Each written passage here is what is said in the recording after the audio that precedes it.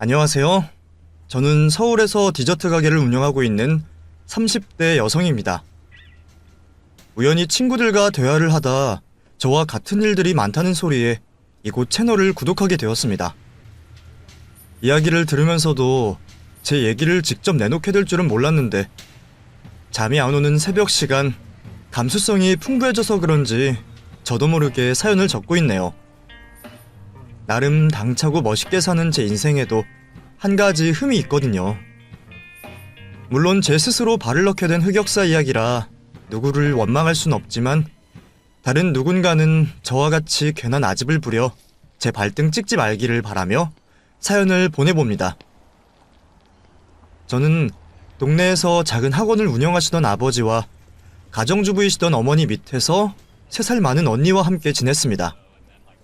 저희 집은 다른 집들과 다름없이 평범한 형편의 화목한 가정이었는데 단 하나 다른 점이 있었어요.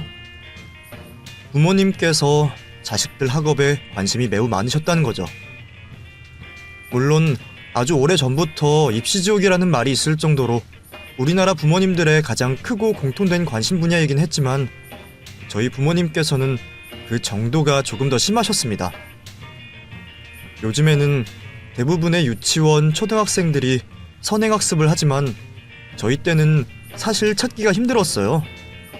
그나마 강남 정도 가야지 초등학생들이 중학교 선행학습을 하고 있었을 때죠. 그런데 저희는 유치원생 때부터 아버지의 교육관에 따라 선행학습을 하고 있었습니다. 보통 아버지께서 수학이나 영어 공부를 알려주시면 어머니께서 집안에 저희와 같이 계시는 동안 저희가 모르는 것과 복습을 도와주셨죠.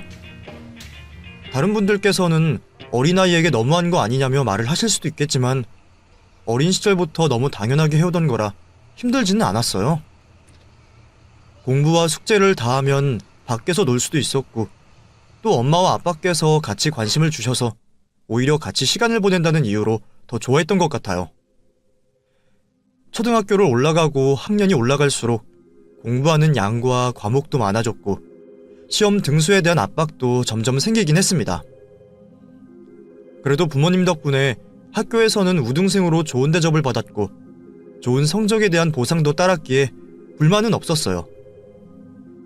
특히 저 같은 경우는 언니가 워낙 공부를 잘하는 편이어서 혹여 공부를 하다 막히는 부분이 있어도 부모님을 제외하고도 의지하고 편하게 물어볼 사람이 한 명 더 있어 편하게 공부를 했습니다. 좋은 성적을 원하는 다른 부모님들의 목표도 똑같겠지만 저희 부모님께서도 우리 자매가 서울대학교에 들어가기를 바라셨습니다. 그러다 보니 학년이 올라갈수록 공부에 대한 압박감은 심해졌어요. 하지만 목표인 대학을 진학 후에는 모든 게 편해질 거라 생각하고 열심히 노력하고 있었죠. 그러다 언니가 불의의 사고로 세상을 떠나게 되었습니다. 교통사고였어요. 우리 가족 모두 소중한 구성원이던 언니가 세상을 떠난 것에 많이 힘들어했습니다. 그리고 부모님께서는 너무도 허망해 하셨어요.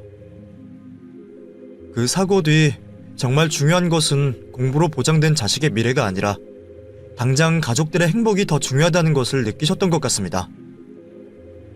그날 이후로는 평일 잠시라도 가족들 다 같이 바로 앞 공원에서 산책을 가길 원하셨고 시간이 나면 여행을 하며 추억 쌓기에 바빴죠.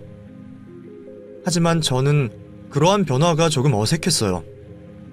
습관처럼 해오던 공부와 성적에 대한 압박을 저 스스로 놓지 못했죠. 거기다 언니를 잃은 부모님을 행복하게 해드려야 한다는 마음까지 더해지면서 저는 학업에 더 열중하게 되었습니다. 그리곤 결과물을 만들어냈죠. 언니와 부모님의 목표였던 서울대학교에 입학하게 된 겁니다. 하지만 저는 오히려 목표로 한 대학을 들어가서 방황을 하게 되었습니다. 우선 제가 뛰어넘을 수 없는 벽을 느끼게 된 것이 공부에 대한 흥미를 잃은 첫 번째 이유였던 것 같아요. 주변 고등학교를 뒤져도 몇 없는 서울대생이었기 때문에 입학 전만 해도 자신감이 넘쳤습니다. 그런데 입학을 하고 보니 저보다 머리가 좋은 사람들이 수두룩했습니다. 물론 그 친구들도 공부할 때는 최선을 다하고 있었지만 받아들일 수 있는 양이 전혀 다르더라고요. 같은 시간을 공부해도 저는 10페이지를 공부한다면 그 친구들은 20, 30페이지를 앞서가고 있었어요.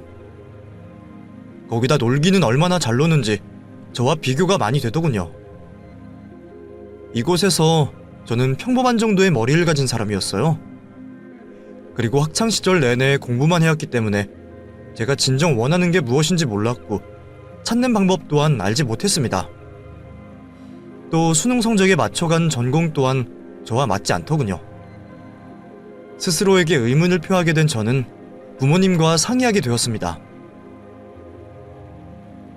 죄송한데 학교 1년만 휴학하고 제가 진정으로 뭘 하고 싶은지 알아가는 시간을 가져도 될까요? 왜? 학교 생활이 생각만큼 쉽지가 않아? 네.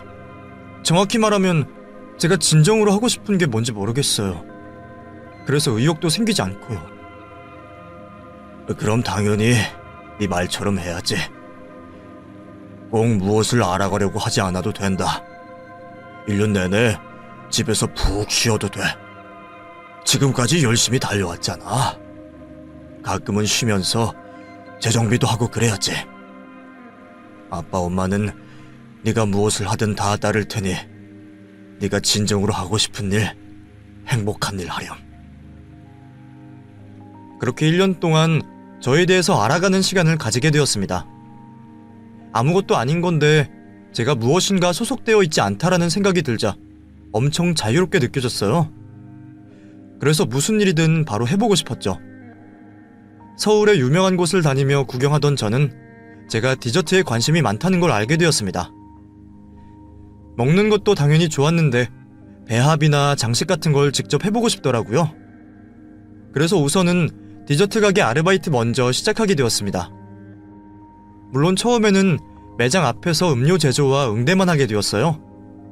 그러면서 괜히 디저트를 만들고 있는 사장님 옆에서 기웃거리기 시작했고 제가 관심이 있다는 말에 조금씩 자리를 내어주셨죠. 직접 디저트를 만드는 일은 제가 생각한 것보다 훨씬 더 세심한 손길이 필요했고 어려웠지만 그만큼 더 흥미롭고 재미있었어요. 결국 휴학 기간 내내 디저트 가게에서 일을 하며 공부를 하게 되었고 제 진로를 결정하게 되었죠. 그래서 어렵게 들어가게 된 학교를 중퇴하기로 했습니다. 계속 휴학을 하면서 다시 돌아갈 곳을 남겨둘 수도 있었지만 그러면 나약해질 것 같더라고요. 배수의 진을 치기 위해서라도 중퇴를 하게 되었죠. 그리고 파티셰를 목표로 삼고 일본 제과 학원으로 유학을 떠나게 되었습니다. 유학을 마치고도 일본에 남아 경력을 쌓아가고 있던 저는 제 가게를 차리기 위해 다시 한국으로 돌아오게 되었고 꿈에 그리던 제 가게를 차리게 되었죠. 출근을 하여 얼마나 팔릴지 모르는 물건을 만들고 있는 것보다 조금씩 재료가 남지 않게 팔며 차차 양을 늘려가는 게 가게를 운영하는 데 더 나을 거라 생각했어요. 그래서 제가 계획한 수량과 판매 시간을 맞춰 가게를 운영하게 되었죠. 그리고 남는 시간은 일본 유학생 시절 자주 타던 자전거를 취미로 타기로 했어요. 새벽같이 일어나 무거운 짐을 드는 게 쉬운 일은 아니어서 체력이 중요하다고 생각했거든요. 그러다 혼자서 타는 건 맥이 빠져서 동호회를 들어가게 되었습니다. 그곳에서 성범 씨라는 남자를 만나게 되었어요. 나이는 저보다 3살 정도 많았고 저와 같은 동네에서 자취를 하고 있었죠. 자전거 동호회이다 보니 모임이 끝나면 당연히 집이 같은 방향인 사람과 시간을 더 가지게 되었고 그런 이유로 성범 씨와 개인적인 이야기를 나누면서 가깝게 지낼 수 있었어요. 특히 제가 주변에서 디저트 가게를 운영하고 있다고 하니 종종 가게에 들러서 대화도 나누게 되었고 가게 일도 도와주었습니다.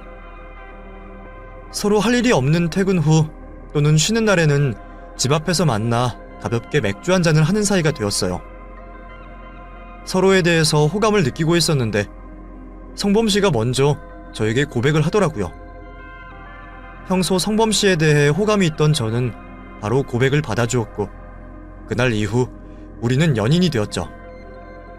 연애를 몇 번 해보았지만 그중 성범 씨가 가장 제 이상형에 가까웠습니다. 외모와 성격 모두 다 좋았죠.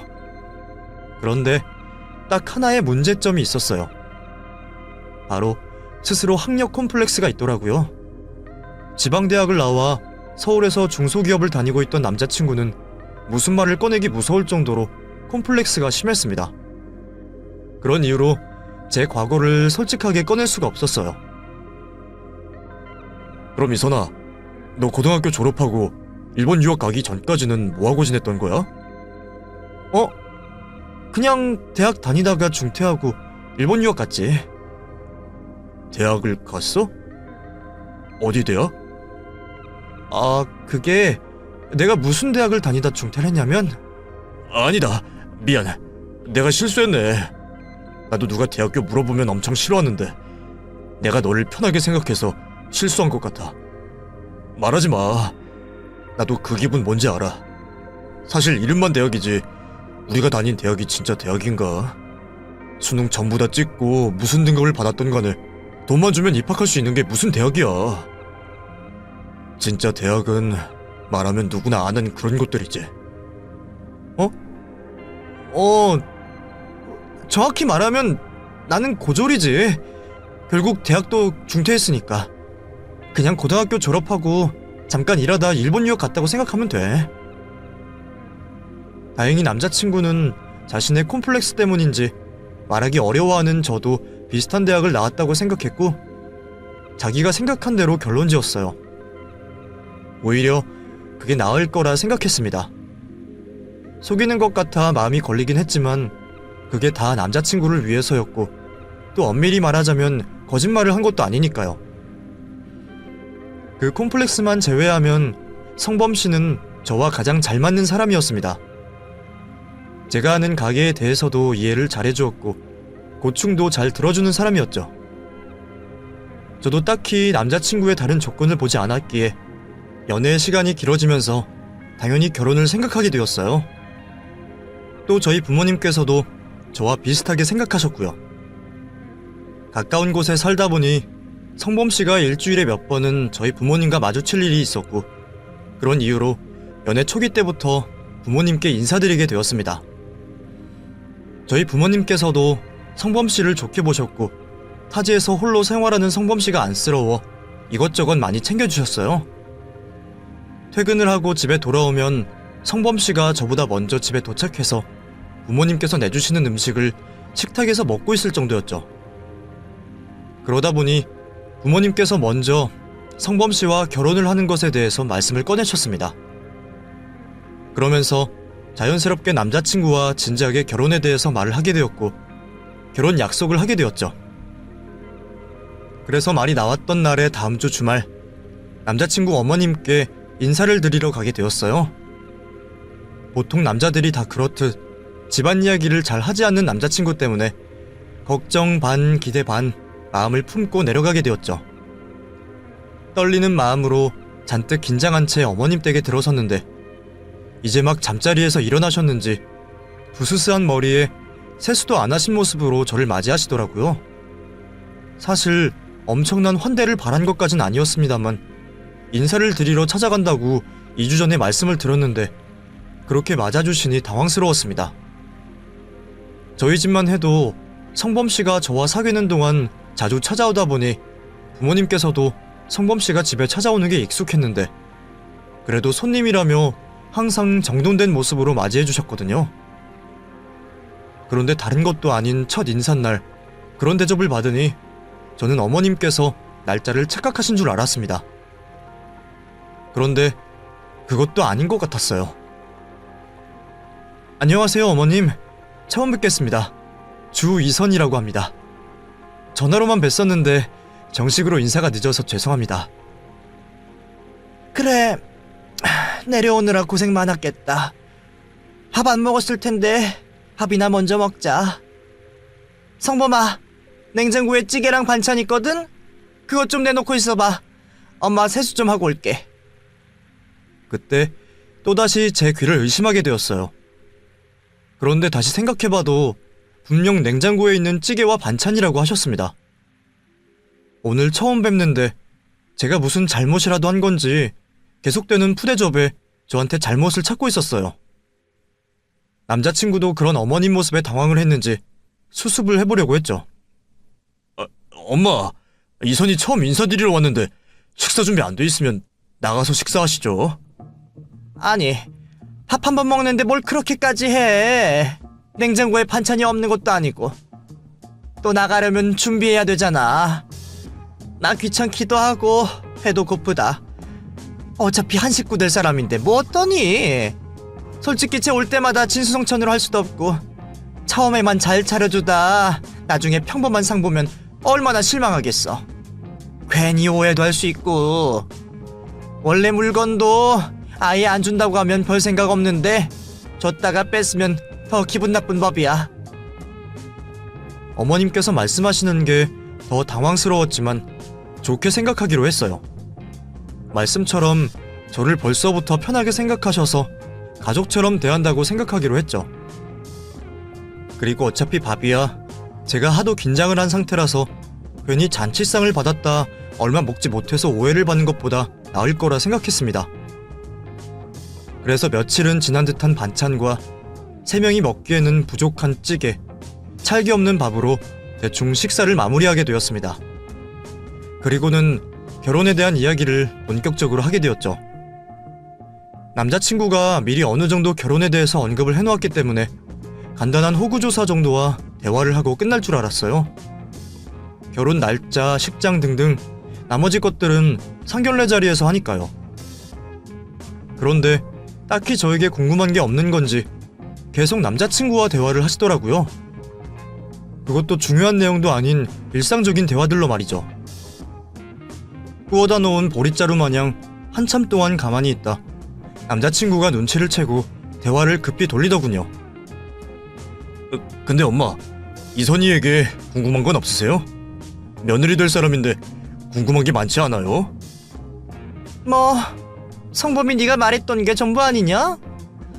대충 다 아는 것 같은데. 그래, 고등학교 졸업하고 과자 같은 걸 만들어 팔고 있다고? 네? 비슷하긴 한데 과자는 아니고요. 디저트 종류로 해서 팔고 있어요.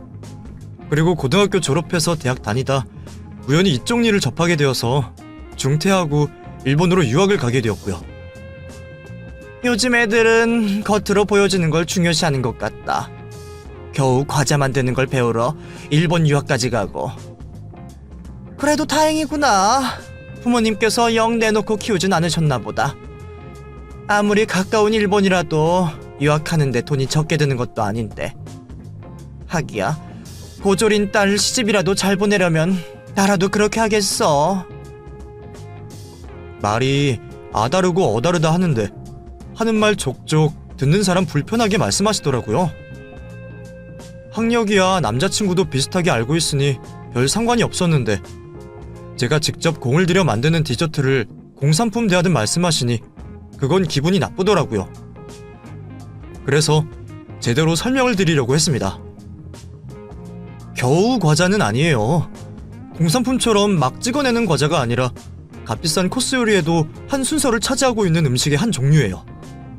그래서 전 세계적으로 유명한 학교와 학원도 있어요. 일본에도 유명한 곳이 있어서 제가 그쪽으로 유학을 가게 되었고요. 아우, 말만 번지르르 하지. 그래도 우리 나이 또래에게는 과자다, 과자. 그래, 거기 유학 갔을 때 수학이나 영어, 과학시험 보고 들어갔니? 요리하는 곳이니까 그건 아니긴 했는데 일본어 자격증과 면접을 보긴 봤어요. 그것 봐라. 그런 거는 우리 때도 있었어. 제가 제빵 학원, 내 친구도 거기 나와서 빵집에 취직했었고. 네가 나한테 잘 보이려고 그런 것 같은데 네가 열심히 살고 있다는 거 알았어. 이제 그만하자. 실컷 이야기해보았지만 결국 어머님께서는 저를 과자 부스러기 정도 파는 고졸의 여성으로 생각하셨습니다. 대충 이야기를 듣다 보니 앞서 저에게 푸대접을 했던 이유도 이러한 이유 때문인 것 같았어요. 제가 자신의 아들에 비해 한참 떨어진다고 생각한 거죠. 남자친구가 속상한 제 마음을 알고 위로해줘서 참고 넘어가게 되었지만 정말 아무 일 없었던 것처럼 되진 않더군요. 속상한 마음에 친구에게 그날 있었던 일을 말하게 되었습니다. 그랬더니 결혼한 친구들이 한마디씩 말을 해주었어요. 딱 그거네 그거야. 나는 당하지 않았지만 내 주변에도 이선이 너처럼 당한 애들 많아. 어? 내가 뭘 당한 건데? 고졸 출신에 과자 판다고 무시받은 게 아니야? 그것도 있는 것 같은데 네 시어머니 벌써부터 너랑 기싸움하는 것 같아. 솔직히 네가 고졸이든 과자를 팔든 너희 둘이 서로 좋다는데 무슨 문제겠어? 반대도 하지 않았다면서. 그냥 처음부터 네 길을 확 죽이려고 하는 거야. 그 나이 먹고도 유치하게 기싸움하는 시어머니들 정말 많아. 설마 했어요. 그리고 웬 기싸움인가도 싶었죠. 시어머니와 며느리 간에 사이좋게 지내면 될 것을 무슨 이유로 기싸움을 하는 건지 이해가 되지 않았습니다. 제 입장에서는 제 길을 죽이든 말든 별 신경 쓰지 않았기 때문에 가만히 있다 보면 시어머니가 그만두실 거라 생각했습니다. 그래서 시어머니의 행동에 큰 의미를 부여하지 않고 생활하고 있었어요. 연락도 자주 드렸고 상견례 약속도 잡고 말이죠. 그러다 어머님께서 저희 가게에 연락도 없이 찾아오시는 일이 생겼습니다. 남자친구에게도 어머님께서 올라오신다는 말을 듣지 못해서 제 입장에선 정말 뜻밖의 일이었어요. 그런데 이번에도 좋은 마음을 품고 오신 건 아니라고 생각이 들었습니다. 가게를 들어오기 전부터 어디 꼬투리 잡을 것 없나 훑어보시면서 들어오셨어요. 가게 안으로 들어오셔서도 제 인사를 받기보다 매장 이곳저곳을 둘러보고 계셨죠. 어머님, 연락이라도 먼저 주고 오시죠. 그럼 제가 마중이라도 나갔을 텐데. 초행길이라 찾기 어려우셨을 텐데. 앉아 계세요. 제가 시원한 물 갖다 드릴게요. 그래. 근데 네가 내 앞에서 열변을 토한 것에 비해 가게 장사가 잘 되지 않는 것 같다. 이래가지고 네 남편 될 사람에게 침만 되는 거 아니니?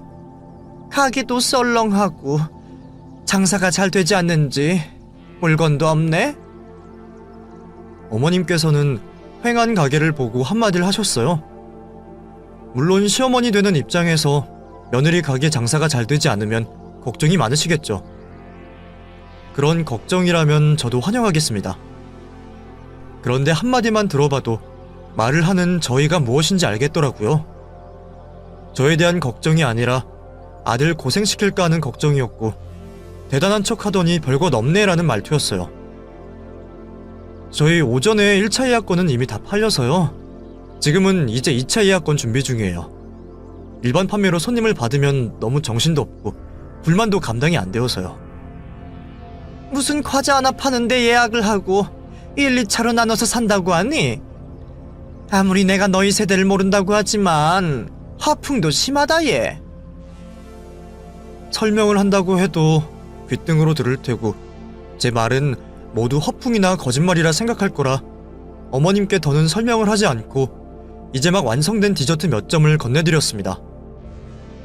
어차피 곧 있으면 픽업 시간이 되어 손님들께서도 오실 거고 어머님 눈으로 직접 확인을 하시면 되니까요. 디저트를 드시기 전까지는 겨우 과자가 맛있으면 얼마나 맛있냐며 쓸데없이 자질구레한 말을 늘어놓던 어머님께서도 제가 직접 만든 디저트를 드시고는 제 눈치를 보며 먹기에 바빴습니다.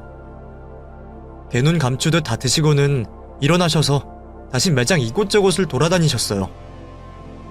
뭐 직접 당일에 손으로 만들어서 파는 거니까 당연히 맛은 있어야지. 하물며 빵도 바로 방금 나온 빵이 얼마나 맛있는데. 그런데 이런 걸 팔아서 얼마나 돈을 버냐? 이렇게 한 박스에서 이 가격이야? 아니요, 디저트 하나당 그 가격이에요. 뭐? 한 세트가 아니고 한 개 가격이 이 값이라고? 아이고, 젊은 애들은 돈이 넘친다고 하니? 맛이 있긴 하다만 그렇다고 이 가격이 누가 산다고? 비싸긴 한데 수입산 밀가루, 좋은 버터, 그리고 나머지 부재료들도 값이 조금 나가는 거라 이렇게 팔아도 얼마 남지 않아요. 그래도 많이들 인정해주시고 찾아와 주셔서 제법 장사는 잘 되고 있고요. 가격을 보시곤 어머님께서 엄청 놀라셨어요. 그러는 사이 2차 예약 주문권을 받으러 오신 손님들께서 가게 앞에 줄을 서셨습니다. 손님들께서 물건을 받는데 불편하지 않게 어머님을 다시 자리에 앉힌 후 찾아오신 손님들 물건을 건네드리게 되었죠. 길게 늘어선 긴 줄을 보시곤 눈이 동그래지신 어머님 표정을 보자 제 속도 좀 풀리고 어깨에 힘도 들어가더라고요. 마지막 손님께 물건을 건네드리고 인사를 올리자 어머님께서 자리에 일어나셔서 은근슬쩍 제게 오셨어요. 장사가 생각보다 잘 되네. 요즘 TV에서 하도 먹방해서 그런 것 때문에 뭐든 먹는 게 유행이라 잘 되는가 보구나. 방금 전에는 얼마나 팔은 거냐? 각각 100개씩 해서 총 3차까지 예약을 해서요. 하루에 300개 정도 팔아요. 이 가격에 300개? 그럼 하루 매출이 한 달이면... 마음 독하게 먹고 하면 더 할 수 있을 텐데 그러면 제 몸도 상하고 번아웃처럼 무기력하고 지겨워질 것 같아서요. 사실 지금도 혼자서 하기에는 좀 무리이긴 하고요. 저에게 하루 판매량을 듣고 나서 한 달 매출을 계산해 보셨는지 눈이 돌아가시더라고요. 물론 매출에서 이것저것 다 빼고 순이익만 따지면 매출만큼의 돈을 가져가는 건 아니었지만 당연히 중소기업을 다니고 있는 남자친구의 월급보다는 훨씬 높았죠. 어머님께서도 아들의 월급을 대충 알고 계시는지 그제서야 제 눈치를 보기 시작하셨습니다. 남자친구의 자취방까지 어머님을 모셔다 드리고 싶었지만 저녁에 있을 3차 예약권을 만들기 위해서 가게 앞에서 어머님을 배웅해드리고 헤어지게 되었죠. 이쯤 되면 더는 다른 트집을 잡고 괴롭히지 않을 거라고 생각했습니다. 어찌되었든 아들 고생시킬 일은 없으니까요. 그런데 이제는 제가 돈을 많이 버는 걸 가지고 트집을 잡으시는 거죠. 어머님께서 가게를 방문하신 다음날 주말 저녁을 맞아 어머님과 남자친구와 함께 저녁 식사를 하게 되었습니다. 음식 가격이 조금 비싼 곳이었지만 지방에서 올라오신 어머님께 좋은 저녁 식사를 대접해드리고 싶었어요. 자주 먹는 음식도 아니고 분위기 좋은 곳에서 맛있는 음식과 함께 즐거운 시간을 보내면 모두 다 좋으니까요. 어제 일 때문인지 어머님께서는 저에게 다른 기분 나쁜 말을 하시지 않았고 저도 처음으로 마음을 좀 놓고 편안하게 즐거운 식사 시간을 즐길 수 있었습니다. 식사를 마치고 남은 대화를 하려고 카페에 가기로 했어요. 계산을 남자친구가 하려고 하길래 제가 어머님 식사 대접하겠다며 말리게 되었죠. 그래서 아주 잠깐의 실랑이가 있었습니다. 그냥 서로 자기가 사겠다고 하는 정도의 사소한 실랑이였어요. 결국 제 카드로 결제를 하게 되었는데 그 시간 이후로 어머님께서 표정이 좋지 않은 겁니다. 카페에서도 저와 남자친구가 사겠다고 하는데 화가 나신 듯 직접 결제를 하셨고요. 이번에는 대체 또 뭐 때문에 저러시는 건가 싶었어요. 눈치껏 어머님 심기를 거스르지 않으려고 있었는데 남자친구가 화장실을 가니 곧바로 저에게 말씀을 하시더라고요. 내가 말을 안 하려고 했는데 아무리 생각해도 이건 좀 아니다 싶어서 말한다. 아까 왜 그랬어? 성범이가 엄마에게 대접해주겠다고 저녁 식사 사겠다고 하면 네가 그냥 가만히 있어야지. 그렇게 돈 잘 번다고 유세를 떨고 싶었어? 그래서 남편 기까지 죽이려고 하는 거야? 설령 네가 좋은 마음으로 한 행동이라면 나 몰래 성범이에게 네 카드를 쥐어주던가 아니면 계좌로 입금을 해줘도 되는 거 아니냐. 그런데 꼭 그렇게 표를 내야겠니? 네가 돈을 좀 번다고? 네 남편 될 사람이 너보다 수입이 적다고 그렇게 남자 자존심을 그것도 엄마가 보는 앞에서 밟아야겠냐고? 억지도 이런 억지가 없었습니다. 누가 돈 가지고 유세를 떨고 누구의 자존심을 밟고 무시한다는 소리인지 어머님의 말을 들으면서 어이가 없더라고요. 제 입장에서는 멀리에서 오신 어머님께 좋은 식사 대접하고 싶었던 것뿐이었고 남자친구도 그런 제 마음을 알고 양보해 주었는데 말이죠. 큰돈 쓰고도 고마움을 받기는커녕 욕을 받으니 저도 짜증이 밀려오기 시작했습니다. 그나마 화장실을 다녀온 남자친구가 어머님께서 오해를 한 거라며 중재를 해서 참을 수 있었지. 아니었으면 그 자리를 박차고 일어났을 거예요. 다행히 상견례 자리에서는 별일 없어 넘어가긴 했는데 마음속으로는 계속 찜찜했어요. 내가 저런 시어머니와 평생을 마주하며 잘 지낼 수 있을까라는 생각을 했죠. 그 뒤로도 어머님께서는 저희들 결혼하는 데 있어서 이것저것 자기 마음대로 관여를 하기 시작했습니다. 그럴 때면 항상 하시던 말이 있었어요. 제가 믿음직스럽지 못해서 자신이 하나부터 열까지 손을 대야 한다며 저희를 마치 도와주듯이 말씀을 하셨죠. 그러다 일이 터지고 말았습니다. 하루는 저를 불러서 이상한 말씀을 하셨어요. 네가 결혼하고 한 2년 정도 뒤에는 애를 가져야 하니까 지금부터 가게에 직원들을 뽑아서 네가 없어도 할 수 있게 해라. 그리고 얘기를 들어보니까 너 정도 되는 가게라면 프랜차이즈를 하거나 백화점 입점도 할 수 있다며. 그러면 슬슬 직접 만드는 건 손을 떼고 밑에 사람들에게 시켜야지. 내가 너희 몇 년치 계획을 짜놨으니까 그거 읽어보고 그대로 하면 된다. 어머님, 무슨 말씀이세요? 저희 최소 5년 동안은 아이 가질 생각 없어요. 그건 성범씨와도 이미 끝난 대화예요. 그리고 가게 일은 걱정해 주시는 건 감사한데 가족들에게 피해 안 가는 선에서 제가 알아서 할게요. 성범씨 가게나 가족 가게도 아닌데 이래라 저래라 하시는 게 불편하네요. 뭐? 불편? 이게 어디서? 어른이 하라고 하면 하는 거지 웬 말이 그렇게 많아? 내가 전에도 말했지. 돈 좀 있다고 유세 떨지 말라고. 얘는 말이 안 통하네. 성범아, 엄마 말대로 해. 알았지? 제가 언제 돈 가지고 유세를 떨었다고 매번 그걸 가지고 말씀하세요? 이선아, 하지마. 엄마가 잘 되라고 말씀하신 건데 나중에 나랑 따로 이야기하자. 내가 가만히 있으니까 더 하시는 거잖아. 사람을 과자 부스러기 파는 사람으로 무시하시더니 그 과자 부스러기가 돈이 되니까 이제는 돈으로 유세 떤다고 하세요? 그러면 제가 도대체 어떻게 해야 하는 거예요? 그리고 제가 성범씨와 결혼을 하는 거지 어머님과 결혼을 해요? 왜 사사건건 저희들 결혼에 관여를 하세요? 이선아! 너 왜 이렇게 어른께 버릇이 없어? 그것도 나한테 엄마 되는 분이야. 내가 따로 말하자고 했잖아. 나이 드신 분에게 이렇게까지 해야겠어? 뭐? 그래서 당신은 우리 아빠 엄마에게 단 한 번이라도 이거 해라 저거 해라 말 들은 적이 있어? 당신이 말해봐. 내가 뭘 잘못했는데 할 거 없어서 과자나 판다는 소리나 듣고 가만히 있는데 돈으로 유세 떤다는 소리를 들어야 해? 당신이 말해보라고. 아니 너 진짜. 야 주희선! 성범아, 됐다. 그만해라. 내가 쟤 언젠가는 저럴 줄 알고 있었다. 조금이라도 더 배운 네가 참아야 하지 않겠어? 배운 게 없어서 가방끈이 짧아서 저러는 거다. 뭐? 배운 게 없다고요? 그러면 어머님은 얼마나 배우셨는데요? 아드님은 얼마나 대단한 학교를 나왔는데요? 야, 너보단 낫지? 너 고졸이라며. 멍청해서 대학도 못 간 것이 장사 좀 된다고 어디 힘을 주고 다녀? 네 부모는 학원 선생이라고 네 죽은 언니는 똑똑했다는 걸 보니 너네 언니만 똑똑한 유전자를 받았나 보다. 그렇게 따지면 넌 반대로 멍청한 유전자네. 이딴 결혼 안 하면 그만이었어요.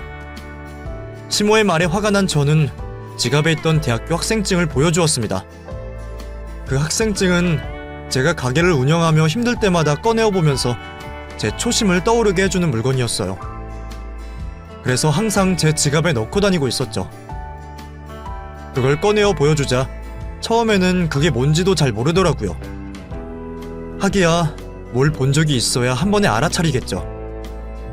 카드 중앙에 서울대학교 학생처장 직인과 오른쪽에 있는 대학교 심볼 마크를 보고서는 그제서야 서울대학교 학생증인 걸 아는 듯 보였습니다. 이걸 보고는 또 뭐라고 트집 잡고 욕하실래요? 이제 누가 멍청하다는 소리 들어야 할지 알겠어요? 너한테 왜 이런 게 있냐? 이거 정말 서울대학교 학생증이 맞아? 이거 모조품 아니야? 모조품은 무슨... 여기 학번 보이시죠? 학과 사무실에 전화해서 해당 학생이 학교를 다닌 적 있는지 물어보세요. 그리고 이제 제가 말할 차례인 것 같은데 여기에서 누가 제일 멍청한 것 같으세요? 성범 씨 학창 시절은 저와 다르게 시간이 지나갔나요?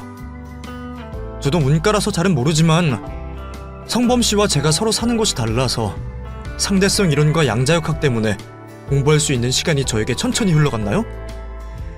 그래서 제가 더 많은 공부를 해서 서울대에 들어갔고 성범 씨는 세상 처음 들어보는 지잡대를 입학했고요. 저 그런 대학 처음 들어봤어요. 제 주변 친구들도 그런 곳이 있냐며 얼마나 수군거렸는데요. 그래도 내가 저 사람 사랑해서 결혼까지 결심했어요. 지잡대 중소기업을 다니고 있어도 사람 하나 보고 선택했다고요. 내가 처음부터 방금 전까지는 참고 견뎌보려고 했는데 정말 너무 후회할 것 같아서 이제 그만두려고요. 배움도 인성도 형편도 상대도 못할 집과는 저 결혼 못하겠어요. 이선아, 왜 그래? 김성범 당신도 문제야.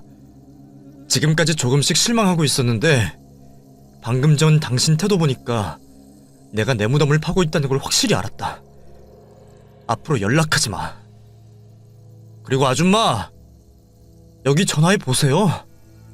아직도 내가 서울대 출신이라는 걸 못 믿는 것 같은데. 그렇게 저는 전화번호를 던져준 후 그 집을 나가게 되었습니다. 집으로 돌아가는 중 지금까지 허비한 시간들이 너무 억울해서 눈물을 흘렸어요. 이번 한 고비만 또 다음 한 고비만 넘기면 행복이 저를 기다릴 줄 알았는데 그게 전부 희망 고분이었던 걸 알게 되자 너무 억울하더라고요. 행복하고 싶어 조건 따위는 보지 않았는데 이런 결과를 알았더라면 애초에 하지를 말았어야 했습니다.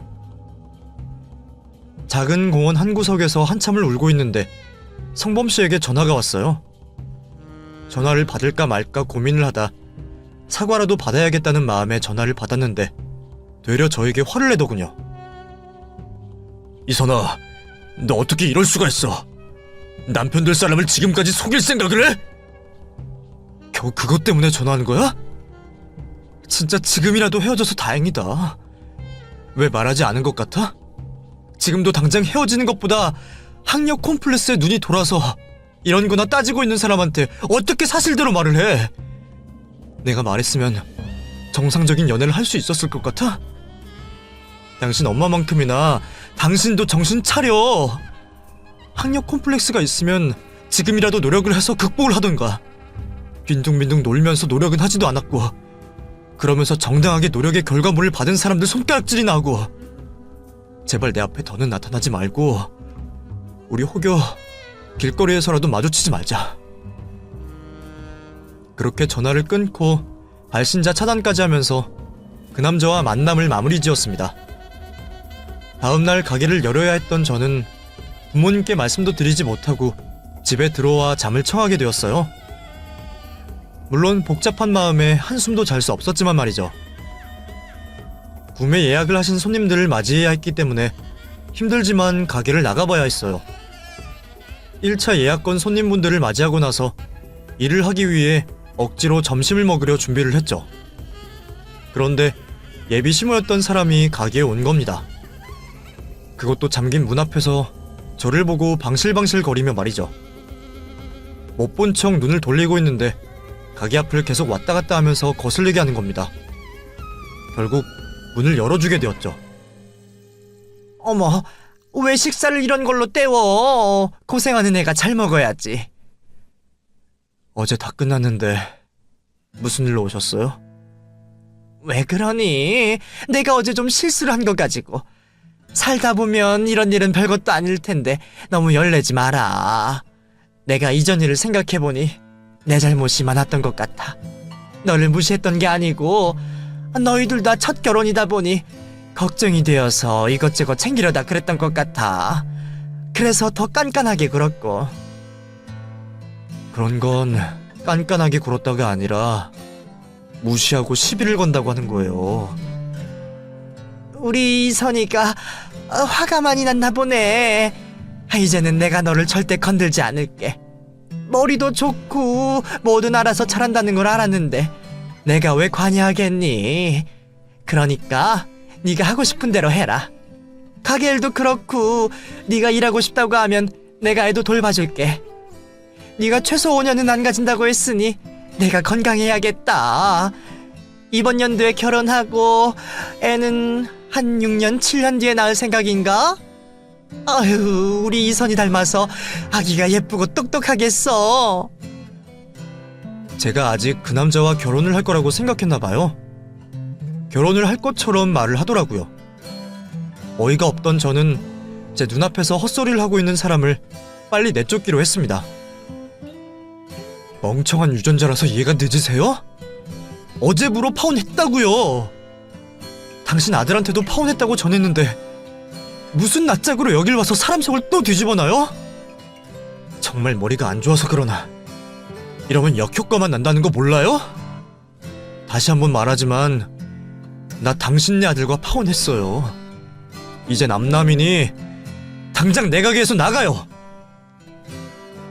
이전과 반대로 제 심기에 거슬리지 않게 눈치를 보며 자리를 피한 시몬은 이후에도 계속 제 곁을 맴돌며 제 마음을 돌려보려 했습니다.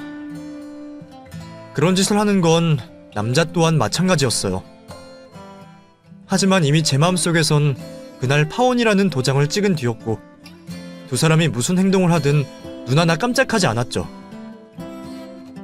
그리고 돌아온 주말 부모님께 이전에 있었던 이야기를 하면서 파혼 소식을 전하게 되었습니다. 언제나 제가 원하는 바를 지지해 주셨던 부모님께서는 이번 일 또한 이해해 주셨고 저에게 많은 위로를 해주셨습니다. 그리고는 다시 평범한 제 생활을 보내게 되었어요. 몇 차례나 속에 있던 울분을 토해내서 그런지 생각보다 빠르게 이전과 같은 일상으로 돌아왔고 바쁜 가게 일 때문에 그날의 일들은 잊혀졌습니다. 그래서 지금은 우스갯소리로 제 지인들과 맥주 한잔을 하며 저와 같은 일을 겪지 말라고 안주 삼아 이야기하고는 합니다. 사람이 너무 영화 같은 현실을 꿈꾸면 안 되나 봐요. 그 남자와 연애를 하면서 현실적인 조건들은 다 사랑으로 극복할 수 있다고 착각을 했고 처음 본 순간 고생을 시킬 시모라는 걸 알면서도 제가 잘하면 관계에 변화가 있을 거라 착각했으니까요. 이제부터라도 이번 일을 교훈 삼아 다시는 이러한 일이 없도록 해야 할 것 같습니다. 그럼 읽어주셔서 감사합니다.